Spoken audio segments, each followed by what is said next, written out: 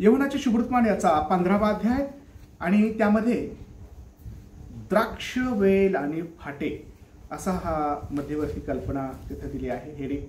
आणि त्या ठिकाणी द्राक्षवेल आणि फाटे, द्राक्षवेल आणि फाटे पाहूया. पहिल्या वचनापासून पुढे, मीच खरा द्राक्षवेल आहे. प्रभू येशू ख्रिस्त म्हणतो, मी खरा द्राक्षवेल आहे आणि माझा बाप माळी आहे. माझ्यातील फळ न देणारा प्रत्येक फाटा तो काढून टाकतो आणि फळ देणाऱ्या फाट्याला अधिक फळ यावे म्हणून तो त्या प्रत्येकाला साफसूफ करतो. या ठिकाणी द्राक्षवेल आणि फाटे याबद्दल आहे. तर माझा बाप माळी आहे. माळी काम करणारा, त्याला पाणी घालणारा, त्याची मशागत करणारा, सर्व त्याला कुंपण घालणारा, त्याचं संरक्षण करणारा, त्याला म्हणजे वाढवणारा. आणि प्रभू येशू ख्रिस्त म्हणतो, मी द्राक्षवेल आहे आणि तुम्ही फाटे आहात. आणि द्राक्षवेल आणि फाटे वेगवेगळे फाटे असं, तेव्हा जर तो म्हणतो मी द्राक्षवेल आहे आणि तुम्ही फाटे आहात, जर अजून पुढे लिहिले की तुम्ही माझ्यामध्ये राहा, असं हे 4थं वचन आहे. आता हे 4थं वचन कोणीतरी वाचूया प्लीज. तुम्ही माझ्यामध्ये राहा आणि मी तुम्हामध्ये राहील. जसे फाटा वेलात राहिल्या वाचून त्याला आपल्या आपण फळ देता येत नाही, तसे माझ्यामध्ये राहिल्या वाचून तुम्हालाही देता येणार नाही. हो, आता फळ देण्याची जी प्रक्रिया आहे ती आम्ही पाहतो की आम्हाला प्रभू अपेक्षित करतो की तुम्ही फळ द्यावं, आपण फळ द्यावं, देवाला फळ द्यावं आणि ते फळ आपण पाहणार आहोत. पण तुम्ही माझ्यामध्ये राहिलात तर तुम्ही फळ द्याल. तुम्ही जसं द्राक्षवेल आणि फाटा, तुम्ही माझ्यामध्ये जर राहिलात तर तुम्हाला पुष्कळ फळ येतील. तुम्ही माझ्यामध्ये राहिला पाहिजेत. आणि पुढं पाहूया 5वं वचन, मीच वेल आहे, तुम्ही फाटे आहात. जो माझ्यामध्ये राहतो आणि मी त्याच्यामध्ये राहतो तो पुष्कळ फळ देतो, कारण माझ्यापासून वेगळे असल्यास तुम्हाला काही करता येत नाही. तुम्ही माझ्यामध्ये असायला पाहिजे, तेव्हा तुम्ही फळ द्याल. Praise the Lord. प्रभूमध्ये जर आहोत तर आम्ही तुम्हाला सांगू इच्छितो की देव बापाला आम्ही फळ देऊ शकतो. देव प्रभू येशूला आम्ही फळ, आता त्याच्यामध्ये जर आम्ही नाही आहेत तर पुढे आम्ही पाहतो की जर वेल आहे, फाटे आहे, तर फाटा जर तोडून टाकला, पवित्र शास्त्र सांगतं, तर ते वाळून जातं फाटा. जर वेलामध्ये जर तो फाटा जोडलेला आहे तर तो हिरवागार राहील. पण त्याला जर एखाद्या फाट्याला जर फळ येणाऱ्या फाट्याला किंवा ते फळ न येणाऱ्या फाट्याला तोडलं तर तो फाटा वेगळा काढून तो वाळून जाईल आणि त्याचं जाळण्यापलीकडे कुठं उपयोग होणार नाही. पण जर काढला तर, जर आम्ही प्रभूमध्ये जर असू तर आम्ही आमच्या जीवनाच्या द्वारे देवाला फळ देऊ शकतो. म्हणजे आता त्याच्यामध्ये राहणं म्हणजे कसं आहे, पुढे काय लिहिले तर आम्ही पाहूया. आता हे 7वं वचन कोणीतरी वाचा. तुम्ही माझ्यामध्ये राहिला व माझी वचने तुम्हामध्ये राहिली तर जे काही तुम्हाला पाहिजे असेल ते मागा, म्हणजे ते तुम्हाला प्राप्त होईल. आमेन. आता तुम्ही माझ्यामध्ये राहिलात व माझी वचने तुमच्यामध्ये, असं प्रभू म्हणतो. हे फळ देण्याची जी हे आहे, फळ आम्ही दिलं पाहिजे. पण तुम्ही माझ्यामध्ये राहा, असं देवबापाची इच्छा आहे. जसं ते वेलाचं उदाहरण प्रभूने सांगितलं की वेल आणि फाटे, फाटा जर वेलाला धरून आहे तर तो फळ देईल. त्याला जर धरून आहे, जर त्याला धरून तो वेलाचा फाटा जर नाही आणि तो तोडून टाकलं तर तो वाळून जाईल. म्हणून प्रभूशी कनेक्टेड, प्रभूशी जोडलेले, प्रभूला हे झालेले आपण असं त्या फाट्याप्रमाणे त्याच्यामध्ये राहिलं पाहिजे. जर का कोणी तसं राहू इच्छित नाही तर निश्चित रूपाने तो बाहेर टाकला जाईल. आणि तो जर फळच देत नाही आणि जर फळ न देणारं झाड, काट्याकुट्याचं झाड किंवा त्याची इच्छा नाही फळ देण्याची, तर त्याला जी आहे देवाची ही इच्छा आहे की त्याने फळ द्यावं. आणि आम्हाला हेच देवबापाच्या वचनामध्ये पाहायला मिळते की जर तसं कोणी तोडल्या गेलं दुसरीकडे, मग तो वाळून जाईल आणि काही फायदा होणार नाही. तेव्हा आम्ही विश्वासणाऱ्यांनी देवबापाला नेहमी फळं द्यावं. आता हे ते कसं काय, फळं कोणते आहेत, काय आहे ते पाहण्या अगोदर आम्ही फळं देण्या अगोदर आम्ही त्याच्यामध्ये राहिलं पाहिजे, असं हे वचन सांगतं 7वं, की तुम्ही माझ्यामध्ये राहिलात व माझी वचने तुम्हामध्ये. 2 गोष्टी या ठिकाणी. पहिली गोष्ट ही आहे की तुम्ही माझ्यामध्ये राहिला पाहिजे. प्रभू येशू ख्रिस्त म्हणतो, जर माझ्यामध्ये आहात तर तुम्ही. आता प्रभूमध्ये कसं काय राहायचं, कोणत्या गोष्टीमध्ये? प्रभूमध्ये असं आहे की आपण देवामध्ये कसे राहू शकतो. पहिला पॉइंट, प्रेज लॉर्ड. कसं राहू शकतो आपण, कसं राहायचं, कसं देवामध्ये. बरं, येशू ख्रिस्त म्हणतो जर तुम्ही माझ्यामध्ये राहिलात तर तुम्ही फळं द्याल, राईट. तुम्ही मग देवामध्ये कसं राहायचं. पहिली गोष्ट, देवामध्ये कसं राहायचं हे पाहूया. प्रभूमध्ये. मग त्याच्या अगोदर एक गोष्ट तुम्हाला विचारतो, जर ख्रिस्ताने म्हटलं तुम्ही माझ्यामध्ये राहा, पण येशू ख्रिस्त देवबापामध्ये राहिला का? प्रभू येशू ख्रिस्त देवामध्ये होता का? हो, ते वचन मी तुम्हाला सांगतो तो कसा होता. चला आपण जाऊया देवबापाच्या वचनाकडे. आता आपण पाहूया योहनाच्या शुभवर्तमान 10व्या अध्याय काढा. जसं आपण पाहणार आहोत 10व्या अध्यायामध्ये मी तुम्हाला विनंती करतो, पहा हे जे 10व्या अध्यायाचं जे काही 36वं वचन आहे किंवा 37वं वचन आहे, 37 पहा. मी आता आपल्या पित्याची कृत्ये करीत नसल्यास माझ्यावर विश्वास ठेवू नका. हो, परंतु पुढे 38, परंतु जर मी ती करीतो तर माझ्यावर विश्वास न ठेवला तरी त्या कृत्यांवर विश्वास ठेवा, अशासाठी की माझ्यामध्ये पिता व पित्यामध्ये मी आहे हे तुम्ही ओळखून समजून घ्यावे. मी जे कृत्य करतो त्या कृत्यांवर विश्वास ठेवा. निदान माझी जे कृत्य आहेत, जसं मेलेले उठवले, रोगी बरे केले, अंधाराला डोळे दिले आणि लोकांना जे अशक्य त्या गोष्टी शक्य केल्या, ते कृत्य जे आहे हे देवच करू शकतो, त्यावर तरी विश्वास ठेवा. हे जे कृत्य आहे, आणि मी पित्यामध्ये आणि पिता माझ्यामध्ये राहतो. आणि हे सर्व गोष्टी आम्ही वाचतो. तसंच आम्ही वाचूया 30वं वचन. काय आहे हे 30व्या वचनामध्ये, की मी आणि पिता एक आहो. वाचा ते. मी आणि पिता एक आहो. असं म्हणजे मी प्रश्न हा केला होता काय आपल्याला. तो म्हणतो तुम्ही माझ्यामध्ये राहा. देवामध्ये कसं राहायचं, तर जसं येशू ख्रिस्त पित्यामध्ये राहिला, तो स्वतः पिता आणि ते एक होते. तो स्वतः हा सांगत होता की मी माझं मनचं सांगत नाही, मी जे काही पिता मला सांगतो ते मी सांगतो, आणि पिता आणि मी एक आहो. आणि माझी कृत्य हे सांगतात, हालेलुया, की मी देवाचा पुत्र आहे. आणि मी देवाचा पुत्र आहे म्हणून तुम्हाला दुःख वाटण्याची काही गरज नाही. माझ्या कृत्यांवर तरी विश्वास ठेवा. 36व्या वचनामध्ये आहे, पाहे, मी देवाचा पुत्र आहे असे म्हटल्यानंतर तुम्हाला मी दुर्भाषण करतो असं का वाटते, म्हणजे असे तुम्ही म्हणता. मी आणि पित्याचे जे काही कृत्य करतो तर तुम्ही माझ्यावर विश्वास ठेवू नका जर मी देवाचं कृत्य करत नाही तर. परंतु मी जे देवाचं कृत्य करतो माझ्या त्या कृत्यांवर तरी विश्वास ठेवावा, अशासाठी की माझ्यामध्ये पिता व पित्यामध्ये मी आहे.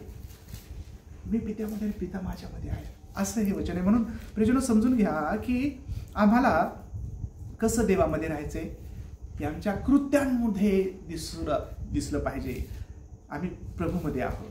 आमचं राहणं, आमचं वागणं, आमचं बोलणं, ही पहिली गोष्ट आहे. Praise Lord.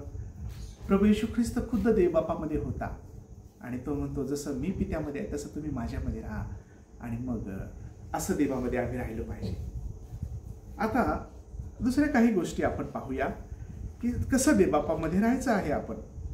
आमेन. आता आम्ही त्याच्या वचनामध्ये राहून आम्ही त्याच्यामध्ये राहू शकतो. वचनामध्ये राहायला पाहिजे आपण. पित्यामध्ये राहणं, देवामध्ये प्रभू येशू ख्रिस्तामध्ये राहणं म्हणजे काय, की त्याच्या वचनाच्या नुसार चालण्याने, त्याच्या वचनानुसार वागण्याने, त्याच्या वचन ऐकून त्याप्रमाणे आपण त्याला अनुसरण्याने, अनुकरण करण्याने, त्याचं वचनाच्या द्वारे आपण तसं राहू शकतो. दुसरी गोष्ट, 10वं जे वचन आहे ते काय सांगतंय आपल्याला. 10वं वचन काय सांगतंय, जसा मी आपल्या पित्याच्या आज्ञा पाळून त्याच्या प्रीतीत राहतो तसे तुम्ही माझ्या आज्ञा पाळाल तर माझ्या प्रीतीत राहा. हो, मी जसं पित्याच्या आज्ञा पाळून प्रीतीत राहिलो, आज्ञा पाळण्यामुळे त्याच्या प्रीतीत राहतो आपण आणि त्याच्यामध्ये राहतो आपण. कसं देवामध्ये चालायचं, तर आज्ञा पाळण्याद्वारे. Praise the Lord. जसं मी पालन केलं, आमेन, जसं मी पालन केल्यात आज्ञा, हे लिहिलं नाही तर, जसा मी आपल्या पित्याच्या आज्ञा पाळून देवाच्या पित्याच्या आज्ञा पाळल्या पाहिजे. हालेलुया, आमेन. प्रभू येशू ख्रिस्ताने काय आज्ञा दिल्या, नवीन करार आम्हाला जे सांगतो ते आम्ही फॉलो करत आहोत. आपण सर्वजण जुना करार देखील आपल्यासाठी आहे, तो देखील आपल्याला पालन करायचा आपण करतो आहोत. परंतु त्याने येशू ख्रिस्ताने म्हटलं मी तुमच्यासाठी नवा करार स्थापन करतो, आणि त्या जुन्या करारापेक्षा नवीन करार आणि नव्या वचन देवाने ख्रिस्ताने जे लिहिले आहेत ते आम्हाला आधी पूर्ण करायचं आहे. कारण ते प्रभू येशू ख्रिस्त आणि त्याने दिलेली आज्ञा हे आपल्या सर्वांसाठी महत्वाचे आहे. आमेन. तेव्हा मी जसं पित्याच्या आज्ञा पालन केल्यात, मी जसं पित्याच्या आज्ञात राहतो, तसं तुम्ही जर कसं देवामध्ये राहायचं, माझ्यामध्ये माझ्या वचनांमध्ये, तर ते वचनाच्या द्वारे आम्ही त्याच्या आज्ञा पाळून, ख्रिस्त येशूने जसं आज्ञा पाळले तसं आम्ही देखील आज्ञा पाळून देवबापामध्ये राहू शकतो. आमेन. आणि म्हणून अशा प्रकारे तर प्रियजनो वचनामध्ये राहून आम्ही देवबापाचे वचन आज्ञा पाळतो, त्याच्या प्रीतीमध्ये राहून त्याच्या इच्छेप्रमाणे करून आम्ही देवामध्ये राहू शकतो आपण. आणि त्याच्या आम्ही पाहतो दुसरी पवित्र वचनामध्ये जसं लिहिलं की पवित्र आत्म्याच्या मार्गदर्शनानुसार आम्ही वाटचाल करण्याने आम्ही त्याच्या वचनात राहू शकतो. कसं त्याच्या वचनामध्ये राहायचंय की पवित्र आत्म्याच्या, ही जी आहे तिसरी गोष्ट जी आहे की पवित्र आत्म्याच्या मार्गदर्शनाखाली आम्ही चाललं पाहिजे, तर आम्ही त्याच्या वचनाप्रमाणे वागतो. Praise Lord. जो पवित्र आत्मा तुम्हाला आणि मला दिलाय देवाने, त्या पवित्र आत्म्याच्या मार्गदर्शनाच्या तशी वाटचाल आमची असायला पाहिजे, त्याप्रमाणे चालण्याचं आपलं हृदय पाहिजे. आमेन. ही तिसरी गोष्ट. चौथी गोष्ट आपण पाहूया, आध्यात्मिकरित्या आपलं जीवन शुद्ध ठेवल्याने आपण कसं त्याच्यामध्ये चालू, देवामध्ये कसं चालायचं, आपण कसं देवामध्ये चालू शकतो, राहू शकतो. तर हे वचन आहेत प्रियजनो की चौथी गोष्ट त्यामध्ये आहे की आपण आध्यात्मिकरित्या, आत्मिकतेने आपण आपलं जीवन शुद्ध ठेवल्याने, प्रेज लॉर्ड, आत्मिकरित्या तसं शुद्धता, पवित्रता हे अपेक्षित आहे देवाला माझ्याकडून, आपल्याकडून. आणि मग आपण त्याच्या वचनाप्रमाणे चालतो असं म्हणू शकतो. आपण कसं देवामध्ये चालू शकतो की चौथी गोष्ट काय लिहिले की पहा, तर हे कुठं आहे, कसं आत्मिक जीवन जगायचं, कसं आत्मिकतेने चालायचं. तर आम्ही गलतीकराच्या पत्रामध्ये पाहूया 5 अध्याय 16 आणि 16व्या वचनापासून पुढे. गलतीकराचं पत्र जर पाहिलं, कुणीतरी रोमकराचं पत्र 5 अध्याय 14 वचन काढून ठेवा. हा, गलती 5 16 आणि 16 ते पुढे 25 वचनापर्यंत. हा हा. मी तर म्हणालो, हो. मी तर म्हणतो, हा, आत्म्याच्या प्रेरणेने चाला, हा. म्हणजे तुम्ही देहवासना पूर्ण करणारच नाही. हो. कारण देहवासना आत्म्याविरुद्ध आहे हा. व आत्मा देहवासनेविरुद्ध आहे. हा. ही परस्पर विरुद्ध आहे, यासाठी की जे काही तुम्ही इच्छिता ते तुमच्या हातून घडू नये. तुम्ही आत्म्याच्या प्रेरणेने चालविलेले आहात, तर तुम्ही नियमशास्त्राच्या अधीन नाही. देहाच्या कर्मे तर उघड आहे, तीही जारकर्म, अशुद्धपणा, कामतूरपणा, मूर्ती पूजा, चेटके, वैर, कलह, मत्सर, राग, तट, फुटी, पक्षभेद, हेवा, दारूबाजी, रंगेलपणा आणि अशा इतर गोष्टी याविषयी मी तुम्हाला पूर्वी जे सांगून ठेवले होते तेच आता सांगून ठेवितो की अशी कर्मे करणाऱ्यांना देवाच्या राज्याचे वतन मिळणार नाही. आमेन.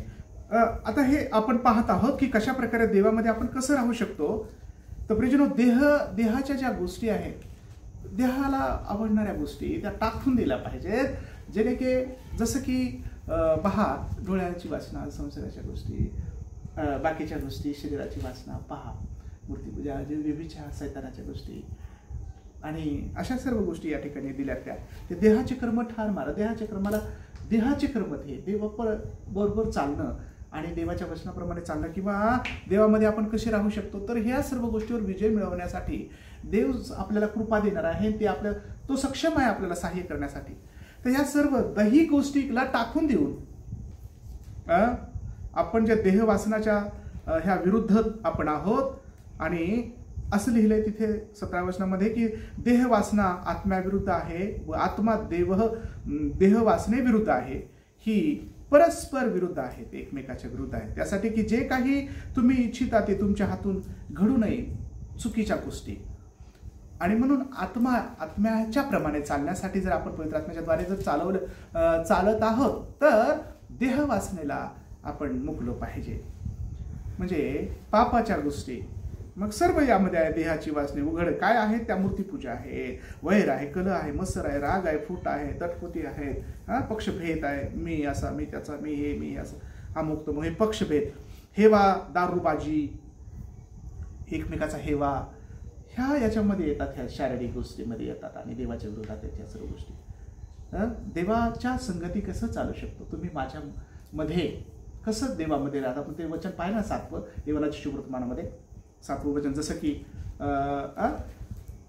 15व्या अध्यायाच्या 7वं, तुम्ही माझ्यामध्ये राहिला तर देवामध्ये कसं राहायचं. तर हे सर्व ह्या ज्या शरीराच्या वासना आहेत त्या देहाच्या वासना आम्ही टाकाव्यात. रंगीलपणा, अशा इतर अनेक गोष्टी आहेत असं तर म्हणतो वचन.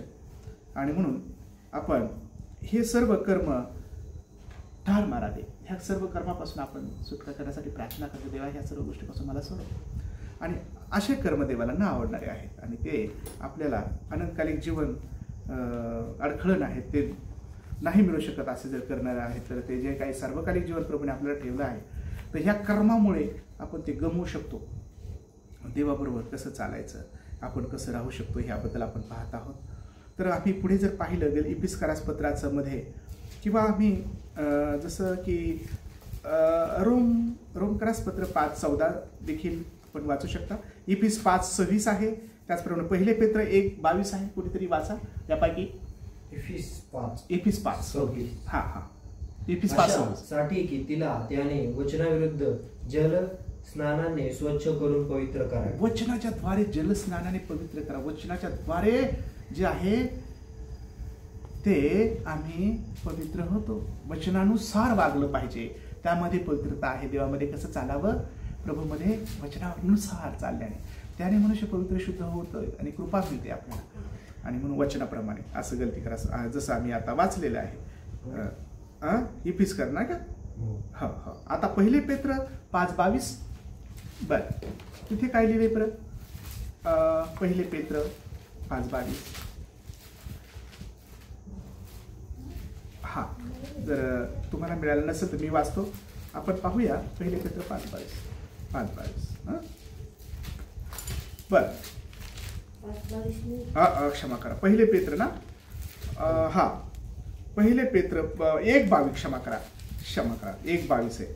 तर इथं काय लिहिलंय की हा निर्बद्ध बंधू प्रेमासाठी तुम्ही आपले जीव सत्याच्या पालनाने शुद्ध करून घेतले आहेत, म्हणून एकमेकांवर मनापासून निष्ठेने प्रीती करा. एकमेकावर निष्ठेने प्रीती करा. Praise the Lord. आणि म्हणून तुम्ही बंधू प्रेमासाठी तुम्ही आपले जीव सत्याच्या पालनाने शुद्ध करून घेतले आहेत, म्हणून एकमेकावर प्रीती केल्याने देवाच्या संगती आम्ही देवाच्या नुसार आम्ही देवामध्ये तसं राहू शकतो. आम्ही एकमेकावर खरी प्रीती करून.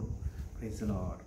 हे वचनाप्रमाणे आम्ही जर केलं तर आम्ही प्रभूमध्ये आहोत आणि प्रभूच्या वचनानुसार आम्ही चालत आहोत. आम्ही या ठिकाणी पाहत आहोत की आम्ही कसं देवामध्ये राहू शकतो. तुम्ही माझ्यामध्ये राहिला व माझी वचने तुमच्यामध्ये राहिली तर जे काही तुम्हाला पाहिजे असेल ते मागा, म्हणजे ते तुम्हाला प्राप्त होईल. तुम्ही माझ्यामध्ये पहिली गोष्ट राहायला पाहिजे. तर देवामध्ये कसं राहावं या विषयात आपण पाहत असताना ही सर्व गोष्टी पाहिल्या. वचनाच्या द्वारे आपण त्याच्यासोबत राहू शकतो. पवित्र आत्म्याच्या प्रेरणेने आम्ही त्याच्यासोबत राहू शकतो. आम्ही त्याच्यामध्ये पापाच्या गांडल्या गोष्टी टाकून ज्या सहज आपल्याला नाशा परत घेऊन जातात, जे देह वासना, शरीराची वासना, डोळ्याच्या वासना, या सर्व गोष्टी टाकून आम्ही देवाच्या सोबत राहू शकतो. कसं देवासोबत राहावं, कसं राहता येईल. तर प्रियजन हो, देवाचं वचन आपल्याला त्याच्यासोबत राहण्यासाठी हे देते, कृपा देते. पवित्र आत्म्याच्या सामर्थ्यात आणि त्याच्या प्रीतीत आम्हाला राहायचं असेल तर आम्हाला तो मार्गदर्शन करतो. तो स्वतः तोच आपल्याला त्यापासून राखतो. तो आपल्यासाठी मध्यस्थी करतो. तो आपल्याला तिथं पडू देत नाही. तो आपल्याला त्याच्यातून सोडवतो. तो आपल्याला आधी मार्गदर्शन करतो. म्हणून पवित्र आत्मा हा फार महत्त्वाचा आहे. तो आपल्याला सांभाळतो, त्याच्यामध्ये पडू देत नाही. हे कसं राहायचं ते त्याच्या कृपेनेच राहता येतं. आणि आम्ही अधिक प्रार्थनामय जीवन जगून आम्ही त्याच्यामध्ये सोबत राहू शकतो. प्रार्थनेमध्ये आम्ही देवाच्या सानिध्यात राहू शकतो. कसं की अधिक आणि अधिक आम्ही प्रार्थनेमध्ये स्वतःला त्याला देऊन टाकलं पाहिजे. वचनामध्ये आम्ही राहिलो पाहिजे, म्हणजे आम्ही पडू शकत नाही. Praise the Lord. आणि म्हणून तो म्हणतो पहिली गोष्ट की तुम्ही माझ्यामध्ये. आपल्याला देवामध्ये राहणं गरजेचं आहे. आपण जर देवामध्ये नाही तर काही फायदा नाही. म्हणजे जसं की त्याच्यामध्ये जर आहोत आपण, त्याच्या वचनामध्ये, त्याच्या प्रीतीमध्ये, त्याच्या प्रेमामध्ये, त्याच्या सर्व गोष्टीमध्ये, तरच आम्ही हिरवेगार राहतो. आणि जर का आम्हाला येशू ख्रिस्तामध्ये नाही राहायचं तर कसं काय फळ येईल आपल्याला? तो वेल आहे आणि आपण फाटी आहोत. त्याच्यामध्ये जर कोणी म्हणेल मला नकोय, तर प्रियजन हो, तो फळच देऊ नाही शकत, त्याला फळ येऊ नाही शकत. आणि म्हणून हे त्याच्या पवित्र जनासाठी हा शास्त्रभाग आहे, सर्वांसाठी आहे हा. परंतु विशेष म्हणजे जर देवापावणे तुम्ही आहात तर तुम्ही फळ देऊ शकता, मी फळ देऊ शकतो. आणि म्हणून त्याच्यामध्ये राहणं फार ख्रिस्ती विश्वासणारं म्हणणं सोपं आहे, पण वागणं फार सोपं नाहीये. तसं वागणं फार सर्वांसाठी कठीण असतं आणि हे वागणंच फार महत्त्वाचं आहे. त्यालाच मार्क्स आहे, त्यालाच व्हॅल्यू आहे, त्यालाच महत्त्व आहे. आणि म्हणून प्रियजन हो, हे वागणं सोपं जरी नसलं तरी देव तुम्हाला सोपं बनवेल, कृपा देईल. काही अवघड नाही. चांगलं वागणं, चांगलं राहणं हे देवाला आवडतं. आणि देव आपल्याला सहाय्य करण्यासाठी तरी पवित्र आत्मा आपल्याला दिलाय, म्हणून त्याच्यामध्ये आपण राहावं. तोच आपलं मार्गदर्शन करेल, आपल्याला चालवेल, आपल्याला पडू देणार नाही. आणि तो शेवटपर्यंत आपल्यासोबत आहे. त्याने आपल्याला तो म्हणतो युगाच्या समाप्तीपर्यंत मी तुमच्याबरोबर आहे. आणि तो देखील आपल्यामध्ये राहावा म्हणून आपण पवित्र, तसंच आपण त्याला जीवनभर त्याला संतोषकारक आणि त्याला आनंद देणारं राहिलं पाहिजे. या 7व्या वचनाचं, योहानाच्या शुभवर्तमान 15व्या अध्यायाच्या 7व्या वचनाचा दुसरा भाग जर आम्ही पाहिला, आम्ही पहिला भाग पाहिला की माझ्यामध्ये कसं, म्हणजे तुम्ही माझ्यामध्ये राहिला. आता दुसरी गोष्ट, माझी वचने तुम्हामध्ये राहिली तर जे काही तुम्हाला पाहिजे असेल ते मागा, म्हणजे तुम्हाला मिळेल. ते देवाची वचनं माझ्यामध्ये पाहिजे. प्रेज द लॉर्ड, आमेन. देवाचं वचन माझ्यामध्ये पाहिजे, माझ्या वचनाप्रमाणे मी वागलं पाहिजे, वचनाच्या अनुसार मी वागायला पाहिजे. जे वचनं जे आहे देवाचे, जे मला मला दाखवतात योग्य काय, अयोग्य काय, अपवित्र काय, अशुद्धता काय, चांगलं काय, वाईट काय, हे वचनामध्ये आहे. आणि हे वचन आमच्यासाठी डोळे आहेत, डोळे. आध्यात्मिकरित्या देवबापाचं वचन आमच्यासाठी काय आहे? डोळे. हे सर्व दिसतं याच्यातून, प्रकाश आहे ते आमच्यासाठी वचनं, आम्हाला ते प्रकाशित करतात. आणि हे खरं, याच्यातून मनुष्याला प्रकाश मिळतो. हे आध्यात्मिकरित्या आम्हाला हे डोळेच बनवते, पापाच्या वाईट गोष्टीपासून आम्हाला सावरते. हे वचन आम्हाला अलिप्त ठेवते, दूर ठेवते. आणि आम्ही या वचनाप्रमाणे जर वागू तर निश्चित रूपाने आम्ही देवाच्या सान्निध्यात चालू आणि तसं राहू. म्हणून प्रियजन हो, जर काही पाहिजे असेल, आम्हाला काही मिळावं असं जर वाटत असेल आम्हाला, तर आम्ही त्याच्यामध्ये राहावं आणि त्याची वचनं आमच्यामध्ये. तो म्हणतो की तुम्ही माझ्यामध्ये राहा. तर प्रियजन हो, आम्हालाच गरज आहे देवामध्ये राहण्यासाठी. देवा तू आमच्यामध्ये येऊन राहा. त्याने तर प्रॉमिस दिलंय मी तुमच्या बरोबरच आहे, पण आम्ही राहतो का ते हे महत्वाचं आहे. आम्हीच त्याच्यामध्ये राहिलं पाहिजे. जर मी देवामध्ये नाही आणि मी काहीतरी देवाकडून अपेक्षा केली तर ते मला नाही मिळणार. मी देवामध्ये पाहिजे असं हे वचन सांगते. मला जर काहीतरी देवाकडून आशीर्वाद हवा आहे, प्रत्येकाला आशीर्वाद आशीर्वाद आशीर्वादच पाहिजेत. आणि जर मला जर आशीर्वाद हवा आहे काहीतरी, तर मी देवामध्ये राहिलं पाहिजे. हे वचन सांगते असं, तुम्ही माझ्यामध्ये राहिला. आपण सर्वजण, तुम्ही म्हणजे आपण जो कोणी हे वचन वाचल, त्याला जर कोणाला इच्छा आहे की मी आशीर्वादित असावं, मला हे मिळावं, मला ते मिळावं, मी वेगळ्या प्रकारच्या गोष्टी, प्रियजन फक्त जगातल्या गोष्टी मिळाल्या तुम्ही आशीर्वादित आणि मी आशीर्वादित होतो असं नाही. तर आध्यात्मिकरित्या देवाचा पवित्र आत्मा आम्हाला मिळावा आणि तो आमच्यामध्ये राहावा आणि तो आम्ही टिकवावा. त्याला आम्ही शेवटपर्यंत आनंद द्यावं, त्या देव आत्म्याला आम्ही दुखवू नये. जर तुम्ही माझ्यामध्ये राहिलात तर तुम्हाला मिळेल. आपल्याला गरज आहे देवामध्ये राहण्याची. हे असं आहे, तुम्ही माझ्यामध्ये राहा आणि माझी वचने तुमच्यामध्ये. दुसरी गोष्ट, माझी वचने तुमच्यामध्ये. जर देवाची वचने माझ्यामध्ये आहेत, तर जर मी देवामध्ये आहे तर मला मिळेल जे पाहिजे असेल ते. आणि प्रियजन, जर खरंच आपलं जीवन चांगलं आहे तर देव तुम्हाला आनंदाने भरून काढेल, देव तुम्हाला वरदानाने भरून काढेल, देव तुम्हाला फळांनी भरून काढेल. तर तुम्ही मागा म्हणजे तुम्हाला मिळेल. जे काही तुम्हाला मागायचं ते मला मागा. तुम्ही माझ्यामध्ये आहात ना, माझी वचने देखील तुमच्यामध्ये आहेत. तर प्रभू म्हणतो तुम्ही जे पाहिजे असेल ते मागा म्हणजे तुम्हाला भेटेल, तुम्हाला मिळेल. मग किती सोपं आहे देवामध्ये राहणं. किती चांगलं आहे की देवामध्ये राहा. तुम्हाला जर काही आशीर्वाद हवे आहेत तर प्रियजन पहा, काही लोक पहा आशीर्वाद कसे मिळवतात देवाकडून. मी त्यांचं कौतुक करतो, हे करतो, आनंद वाटतो मला की ते खूप प्रार्थना, खूप देवाला हाका मारतात, उपवास करतात, ते मागतात आणि माझा तारणारा प्रभू येशू ख्रिस्त. पण त्यांना देऊन टाकतो जे पाहिजे ते, की मला हे हवं आहे. मग तुम्ही म्हणाल कसं काय बाबा हे वाईटासाठी मागत, वाईटासाठी कोणी मागत असतं का? त्याच्या गौरवासाठी मागते, त्याच्या गौरवासाठी मागत. आमेन. आणि देव देखील ठरवतो कोणाला काय द्यायचं ते, आणि त्याने दिल्या वाचून कोणाला काहीच मिळत नाही, हा माझा विश्वास आहे. आणि म्हणून तुमचा देखील हा आपला सर्वांचा विश्वास आहे की देवाने दिल्याशिवाय काही मिळत नाही माणसं. त्याने दिलं ठरवलं, त्याने ठरवलंय ते द्यायचं म्हणून त्याला मिळालंय ते. आणि मग हे मिळालेल्या ज्या गोष्टी आहेत, आत्मिक वरदानं आहेत, कृपादानं, ते टिकून ठेवण्यासाठी त्याला फार महत्वाचं तालीम करावं लागतं, कसरत करावं लागतं. तसं टिकून ठेवण्यासाठी या सर्व चुकांच्या गोष्टीच्या पासून दूर पळावं लागते आणि देवामध्ये सदैव राहावं लागतं. तेव्हा तो आत्मिक टिकून राहील, तो सदैव तो आपल्यामध्ये राहील. आणि म्हणून आम्हाला त्याचे आशीर्वाद कसे मिळवावेत, आम्ही देवामध्ये कसं चालावं, ह्याबद्दल आपण थोडंसं पाहिलेलं आहे. आम्ही अनेक गोष्टीच्या द्वारे देवामध्ये चालू शकतो, चांगलं जीवन जगून, आपलं जीवन समर्पित जगून. आम्ही आणि मग प्रियजन हो, देव या वचनाच्या द्वारे आपल्याशी बोलला आहे की कशा प्रकारे आपण देवामध्ये राहू शकतो वचनाच्या द्वारे. म्हणून आपल्याला गरज आहे देवामध्ये राहण्याची. हालेलुया. आपल्याला गरज आहे. आपण त्याच्यामध्ये राहिलो आणि त्याचे वचन माझ्यामध्ये राहिले, आपल्यामध्ये राहिले, तर आपण पाहिजे ते मिळू शकतो. आणि म्हणून प्रभूमध्ये जे आहेत आणि जे विश्वासणाऱ्यांची प्रार्थना कार्य करण्यास प्रबळ असते असं म्हटलेलं आहे ना. जर ते त्याच्यामध्ये आहेत तर ते फळ देणार आहेत. ते फळ कोणते आहेत? कोणते फळ आहे? गलतीकराचं पत्र 5वा अध्यायामध्ये आहे. प्रीती, आनंद, शांती, ममता, चांगुलपणा, विश्वासूपणा, इंद्रियदमन, सौम्यता, वेगवेगळ्या प्रकारच्या सुंदर सुंदर फळं आहेत. तुम्ही त्याच्यामध्ये राहिला तर तुम्ही फळ द्या. तुम्ही प्रेमाने राहा, प्रीतीने राहा, जिव्हाळ्याने राहा, मायाने राहा, क्षमाशीलतेने राहा, उपकारी राहाल, कणवाळू राहा. सर्व सुंदर सुंदर वरदानाने तृप्त व्हाल तुम्ही, आणि तुम्ही इतरांसाठी आशीर्वादाचं कारण व्हाल. तुम्ही कधीच कोणाला खुपणार नाहीत, कधीच कोणाला दुःख देणार नाही, तुम्ही कधीच दुसऱ्याला ओझं होणार नाही. तुम्ही देवाच्या आत्म्याने प्रेरणेने चाललेले लोक आहात, आशीर्वादित आहात, निवडलेले आहात, वेगळे केलेले आहात. अनुग्रह आणि कृपा तुमच्यावर झाली, तुम्ही वरदानाने तृप्त झालेले आहात. तुम्हाला ते हवं आहे आणि त्यावरील गोष्टीकडे लक्ष दिलं पाहिजे. ज्या आत्मिक गोष्टी आहेत त्याने श्रीमंत व्हायला पाहिजे आपण, त्या गोष्टीने बलवान व्हायला पाहिजे. जे देवाचे दान आहे, वेगवेगळ्या प्रकारचे दान जे दुसऱ्यांसाठी उपयोगात येतात. आमेन. तुमच्या जीवनाच्या द्वारे, वागण्याच्या द्वारे, चालण्याच्या द्वारे, राहण्याच्या द्वारे, सेवा करण्याच्या द्वारे वेगवेगळ्या प्रकारचे कार्य आहे, सेवा करण्याचे वेगवेगळ्या प्रकारचे प्रकार आहेत. हे सर्व फळ आहे जे देवाने तुम्हाला, त्याच्याद्वारे तुम्ही जे देवाने गिफ्ट दिले तुम्हाला, त्याच्याद्वारे देवाची सेवा करा. आणि त्यामध्ये राहून, त्याच्यामध्ये वचनामध्ये राहून आणि देवाचे वचन आपल्यामध्ये राहून आणि प्रभूमध्ये आपण चालून त्याला फळं देऊ शकतो. आणि हे फळं देव अपेक्षित आहे तुमच्याकडं. म्हणून देवाला फळं द्या जीवनभर. आपल्या चांगुलपणाच्या वागण्याने, आपल्या प्रीतीने, आपल्या सर्व उत्तम दानाने देवाला आनंद द्या. आणि हेच करा, कारण देव तुमच्याकडून माझ्याकडून अपेक्षित आहे.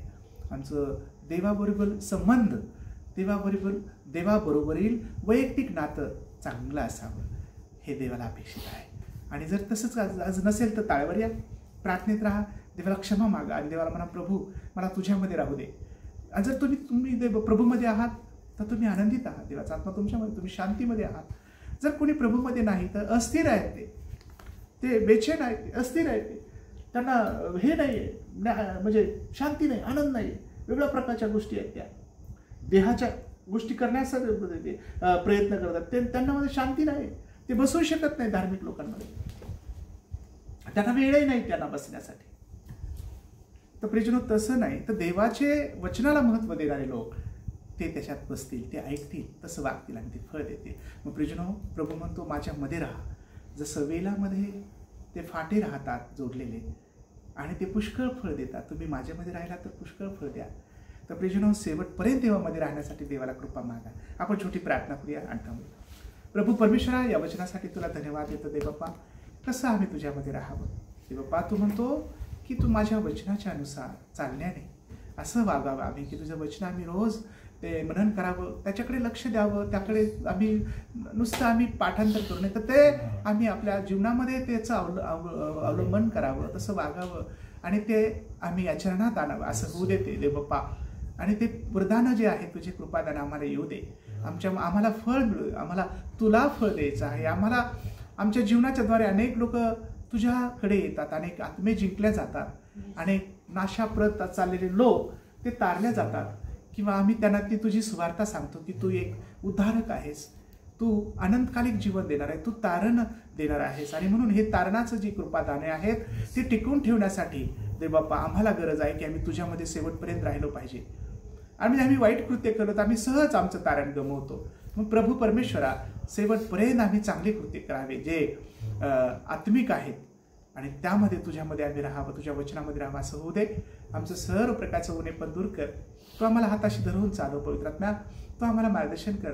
तुझ्या पवित्र आत्म्याच्या प्रेरणेने चालव दे बाप्पा तू आम्हाला. आणि आज प्रत्येकाला आस्वादित कर, ज्या ऐकणाऱ्याला सर्वांना कृपा दे तुझ्यामध्ये, तुझ्या वचनामध्ये, आणि तुझे वचन आमच्यामध्ये राहू दे बाप्पा. तुझ्यासोबत चालावं, तुझ्यामध्ये आम्ही राहावं असं होऊ दे. आणि प्रभुराया, आम्हाला तू आपला हात दे आणि आम्हाला तसं चालव. आमचा हात तुझ्या हातात धरून घट्ट चढून चालव. आम्हाला पडू देऊ नकोस, आम्हाला घसरू देऊ नकोस. आणि सहज गुंतवणारे पाप, घाणेरड्या गोष्टी आमच्यापासून दूर ठेव. सर्व गोष्टी, वाईट गोष्टी आमच्यापासून दूर राहत येशूच्या नावामध्ये. आणि तुला आनंद देणारं जीवन आम्ही जगावं असं कर. आमच्या बापा, पवित्र देव बाप्पा, तुला धन्यवाद. आणि आम्हाला चालवणाऱ्या देव बाप्पाला लाखो धन्यवाद. प्रत्येक ऐकणाऱ्या प्रत्येकाला कृपा दे, आनंदाने, हास्याने भरवा. तुझ्यामध्ये, तुझ्या वचनामध्ये राहण्यासाठी प्रभुराया प्रत्येकाला, आम्हा सर्वांना सहाय्य कर. येशू ख्रिस्ताच्या पवित्र गोड नावात प्रार्थना केली म्हणून आहे. आमेन. आमेन.